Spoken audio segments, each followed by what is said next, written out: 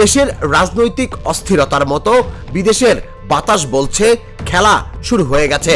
প্রবাসীদের বাংলাদেশের জাতীয় সংসদ নির্বাচনে অংশগ্রহণ করার বিষয়ে যে উদ্যোগ নির্বাচন কমিশনের পক্ষ থেকে নেওয়ার কথা বলা হয়েছে, এই উদ্যোগের প্রতি আমাদের শুধু সমর্থন না, এটা আমাদেরই দাবি।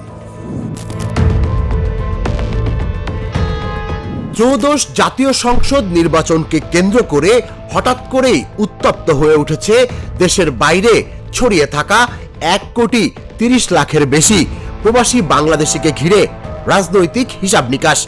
দীর্ঘদিন ভোটের অধিকার থেকে বঞ্চিত থাকা এসব প্রবাসী এবার যেন হয়ে উঠছেন নির্বাচনের অঘোষিত কিংমেকার।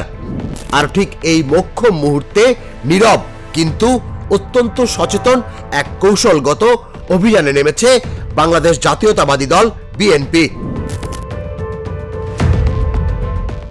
এই প্রবাসে আমাদের বাংলাদেশি ভোটার যারা আছেন তাদের এবারে ইনশাআল্লাহ ভোট দেওয়া আমরা নিশ্চিত করতে চাই। ইতোমধ্যেই বিদেশের বিভিন্ন দূতাবাস ও কনসুলেটে এনআইডি প্রদানের কার্যক্রম শুরু করেছে নির্বাচন কমিশন। যেসব দেশের দূতাবাস ও কনসুলেট কিংবা হাই কমিশনে এনআইডি দেওয়ার কার্যক্রম শুরু হয়েছে, সেখানে প্রবাসীদের নানাভাবে সহায়তা করছেন স্থানীয় বিএনপি ও অঙ্গ সংগঠনের নেতাকর্মীরা। এরই ধারাবাহিকতায় রোববার প্রবাসে বিএনপির প্রাথমিক সদস্যপদ নবায়ন ও নতুন সদস্যপদ গ্রহণ কর্মসূচির অংশ হিসেবে দলটির ওয়েবসাইটের মাধ্যমে অনলাইন পেমেন্ট গেটওয়ে কার্যক্রম উদ্বোধন হতে যাচ্ছে। ঢাকার গুলশানে একটি হোটেলে অনুষ্ঠিতব্য কর্মসূচিতে বিএনপির ভারপ্রাপ্ত চেয়ারম্যান তারেক রহমান ভার্চুয়ালি ও সিনিয়র নেতারা সশরীরে অংশ নেবেন।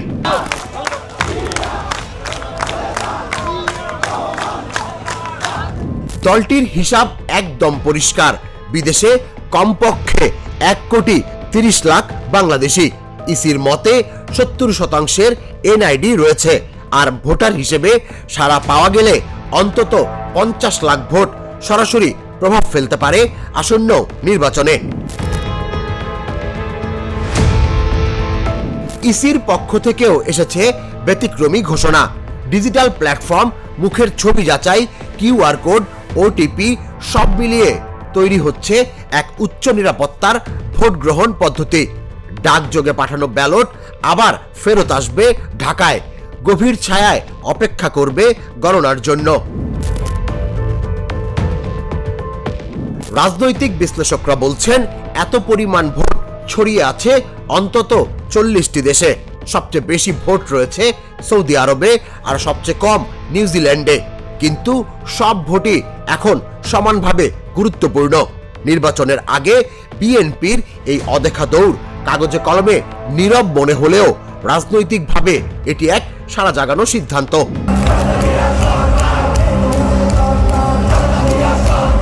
এখন প্রশ্ন হলো, প্রবাসী ভোট কি শুধুই ভোট, নাকি আসন্ন নির্বাচনের অদৃশ্য টার্নিং পয়েন্ট? দেশের রাজনৈতিক অস্থিরতার মতো বিদেশের বাতাস বলছে খেলা শুরু হয়ে গেছে। তুষার ইসলাম, জাগো নিউজ। দুধার চকলেটে একাকার হয়ে ওঠা প্রাণ লেয়ার সম্পর্কের মিষ্টি ম্যাজিক।